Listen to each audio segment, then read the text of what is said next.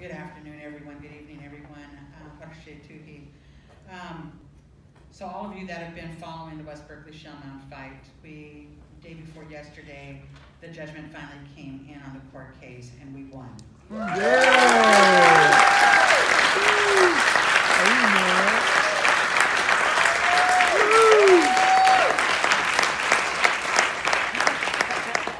So this is really the first public talk that I've been at that I've announced it. I've sent it out on text messages to my colleagues that have been working with me closely for the last 3.5 years since we found out the development was going to happen. For those of you that don't know about it, the West Berkeley shellmound is the oldest shellmound burial site, village site, and ceremonial place along the shores of the bay for us. In 1909, this guy named Nelson created this map of shellmounds because of gentrification and development happening in the Bay Area over 100 years ago. He knew that these special places were going to be destroyed, and he created this map. And I really believe that our ancestors was in the ear of this guy, because who cares, right? Who cares? A bunch of Indian cemeteries are going to get destroyed. Why should he care?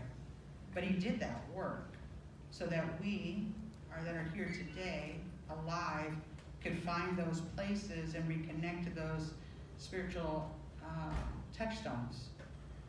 The West Berkeley shellmound is a part of our cosmology from the East Bay. It was the first place that our ancestors were buried along the waterways there. It was the very first place that we had ceremony along Strawberry Creek. It was the very first place that human beings lived along the bay, in the Bay Area.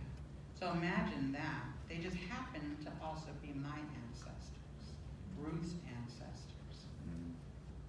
So when this place was about to be developed 3.5 years ago, it was our job and our responsibility to stand up and to speak for those ancestors. Because if you live in San Francisco Bay Area, you have to know that this place is full of magic.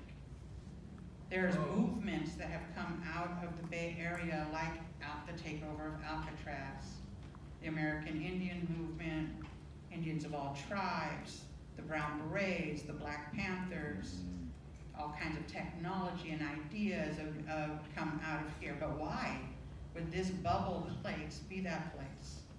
Because our ancestors for thousands of years put down prayers on this land. This land is magic.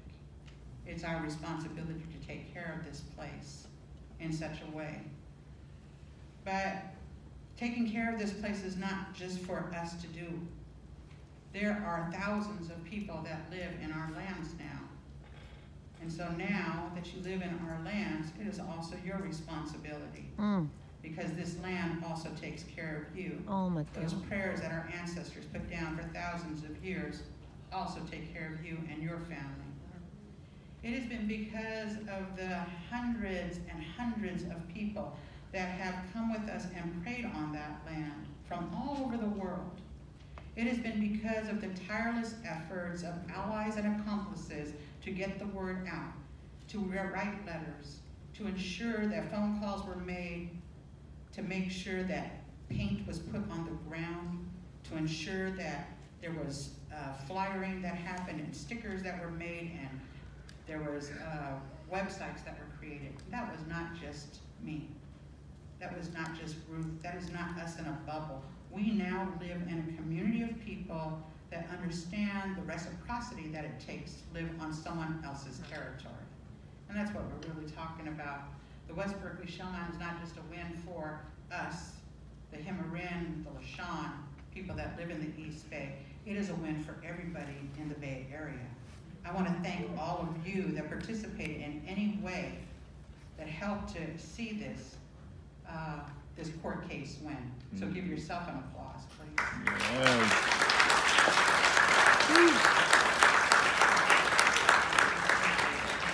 So, yes, we have a victory that we need to have a dance for, right? We need to have a party. We need to do this. We need to take over this so-called parking lot on 19th and at 1904th Street, and we need to have a blast. And we need to celebrate our wins, because in a time of the crisis of the world right now, we have so few of them. The West Berkeley shellmound gives us hope. It gives us something to wrap our minds around, that we can get behind, and that we can protect, and that we can know some place that we call home. And so we need to celebrate the victories that we have.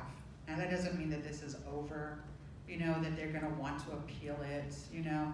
But the judge who wrote the judgment on this particular court case was so beautiful about how he likened our shell mound to other places across the world, places that were under rubble, that were hidden beneath, but are also still protected.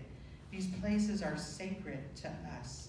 And so he's realized that and wrote that in his statement. And I thought that was the most beautiful thing, to have someone that's in a court that can sit there and can hear that this new law for developers to want to destroy everything that's underground that's left for us has to stop and put a pause to it. That the legislatures are going to be forced to change the law to protect our sites. That we are going to continue to ask you for your support to push this law to be more than it is right now. That we continue to save and protect sacred sites of the indigenous peoples on whose land you're on. Oh.